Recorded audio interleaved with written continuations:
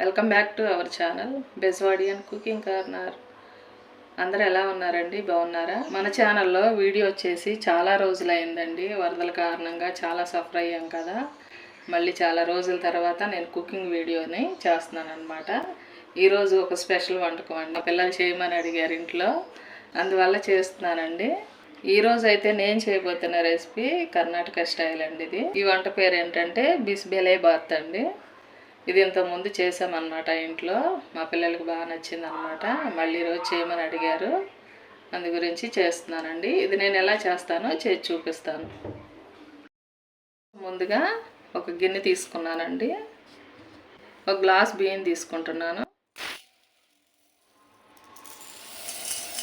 ఈ రెండింటిని శుభ్రంగా కడిగి ఉడికించుకోవాలండి. ఓకే అండి, శుభ్రంగా కడిగి పెట్టుకున్నాను. ఇప్పుడు ఇందులో బియ్యం తీసుకున్నాను కదండి, అదే గ్లాస్తో 3 గ్లాసులు వాటర్ వేసుకుంటున్నాను. ఇది 2వ గ్లాసు. ఈ రైస్ని కొంచెం మెత్తగా ఉడికించుకోవాలండి, అప్పుడే బాగుంటుంది. ఇందులోనే కొంచెం పసుపు వేసుకుంటున్నాను. 1 స్పూన్ ఆయిల్ కూడా వేసుకుంటున్నానండి. కుక్కర్లో ఒక 5-6 విజిల్స్ వచ్చే వరకు ఉడికించుకోవాలి. ఇదిగోండి, దీనిలోకి వచ్చి ఈ వెజిటేబుల్స్ వేసుకుంటున్నానండి. మీకు అందుబాటులో ఉన్న వెజిటేబుల్స్ని మీరు వేసుకోండి. మేమైతే కొంచెం ఎక్కువ తింటామండి కూరగాయలు, అందుకని ఇవన్నీ నాకు అందుబాటులో ఉన్నాయి అన్నమాట, వేసుకున్నాను. అలాగే ఇందులోకి మసాలా పౌడర్ని ప్రిపేర్ చేసుకుందామండి. దానికోసం చూస్తున్నారు కదా, ఒక 5-6 ఎండుమిర్చి, 1 స్పూను ధనియాలండి, 1/4 టీ స్పూన్ మెంతులు, ఒక 4-5 లవంగాలు, చిన్న దాల్చిన చెక్క ముక్క, ఒక 1/2 స్పూను మిరియాలండి, 1 స్పూను పచ్చిశనగపప్పు, 1 స్పూను మినపప్పు అండి, 1 స్పూను ఎండు కొబ్బరి కూడా అండి. ఆయిల్ లేకుండా ఫ్రై చేసుకొని పౌడర్ ప్రిపేర్ చేసుకొని పెట్టుకుందామండి. ఓకే అండి, ప్యాన్ వేడెక్కిందనమాట. వీటిని వేసుకొని చిన్న మంట మీద దోరగా ఫ్రై చేసుకోవాలి. మాడకూడదండి, మాడితే అసలు బాగోదు, ఫ్లేవర్ మళ్ళీ వేరే మారిపోతుంది. ఇందాక నేను చెప్పడం మర్చిపోయానండి, 1 స్పూన్ జీలకర్ర కూడా వేసుకుంటున్నాను.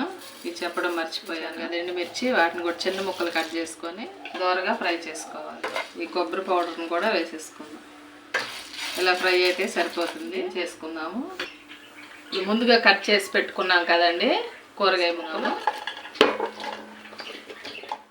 ఈ ముక్కలు మునిగేంత వరకు వాటర్ పోసుకోవాలండి. ఇవి ఉడికించుకోవాలి. ఈ ముక్కలు 80% ఉడకాలండి. ఉడికిన తర్వాత మిగిలిన ప్రాసెస్ చూపిస్తాను.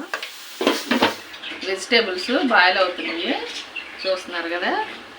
ఇప్పుడు 1 టీ స్పూన్ పసుపు వేసుకుంటున్నానండి. 1 స్పూను సాల్ట్ కూడా చప్పగా ఉంటాయి కదండి, సాల్ట్ వేసుకుంటే బాగుంటుంది అన్నమాట. ఆ తర్వాత మళ్ళీ యాడ్ చేసుకుంటాం. మళ్ళీ మూత పెట్టుకొని 10 నిమిషాలు ఉడికించుకుంటాం. ఓకే అండి, ఒకసారి చూద్దాము ముక్కలు ఉడికినాయో లేదో. ఇప్పుడు ఇందులో ప్రిపేర్ చేసుకున్నాం కదండి ఈ మసాలా పౌడర్ని, ఇది వేసేసుకోవాలి. నిమ్మకాయ సైజు అంతా చింతపండుని నానబెట్టుకుని పక్కన పెట్టుకున్నాను. ఇప్పుడు దీన్ని పులుసు తీసి ఇందులో వేసుకుందాం. ఒకసారి మంచిగా ఇలా కలిపేసుకున్నాము. అలాగే ఇందులోకి చిన్న బెల్లం ముక్క వేసుకుంటే, చింతపండు పులుసు వేసుకున్నాం కదండి, బ్యాలెన్స్డ్గా ఉంటుంది, టేస్ట్ కూడా చాలా బాగుంటుంది. కొంచెం ఇంకా వాటర్ కూడా వేసుకుందామండి.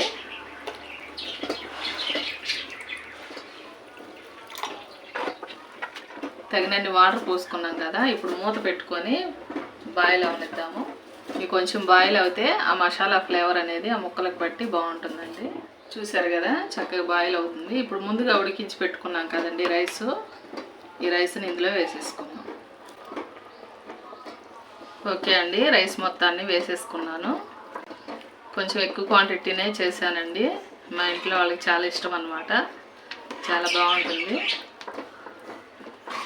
ఇలా ఒకసారి మంచిగా ఇలా కలిపేసుకున్నాను. ఓకే అండి, ఇలా కలిపేసుకున్నాను కదా. ఇందాక నేను ముక్కలు ఉడికేటప్పుడు 1 స్పూన్ సాల్ట్ వేసానండి. టేస్ట్కి తగినట్లుగా ఈ రైస్కి సరిపడినంత చూసుకొని వేసుకోవాలి. సాల్ట్ వేసేసుకున్నాం కదండి, సరిపడిన కొంచెం వాటర్ యాడ్ చేసుకుందాం. కొంచెం లూజ్గా ఉంటే బాగుంటుంది కదా తినడానికి. సాల్ట్ అనేది ఈ సమయంలోనే చూసుకొని సరిపడినంత వేసుకోవాలి. కొంచెం కొత్తిమీర కూడా వేసుకుందామండి. ఒక 5 నిమిషాలు మూత పెట్టుకొని ఉడికించుకుందాం. అండి దీనిలోకి తాలింపు వేసుకుందాము. గిన్నె పెట్టుకొని నెయ్యి వేసుకుందామండి. 3 టేబుల్ స్పూన్లు నెయ్యి అయితే చాలా బాగుంటుందండి ఇందులోకి. నేనైతే ఆయిల్ వేయలేదండి, మొత్తం నెయ్యే వేసాను అనమాట. చాలా బాగుంటుంది. నెయ్యి వేడెక్కింది, జీడిపప్పులు వేసుకుంటున్నాను. అలాగే ఆవాలు కూడా 1 స్పూన్ వేసుకుంటున్నానండి. 2 ఎండుమిర్చి కూడా చిన్న ముక్కలుగా కట్ చేసుకొని వేసుకుంటున్నాను. కొంచెం కరివేపాకు కూడా వేసుకుంటున్నానండి. అలాగే చిటికెడు ఇంగువ కూడా వేసుకుంటున్నానండి. అలాగే కొంచెం కొత్తిమీర కూడా వేసుకుందామండి ఫైనల్గా. సరే మంచిగా కలిపేసుకుందాం. ఈ నెయ్యితో తాలింపు వేసాం కదా, బాగుంది ఫ్లేవరు.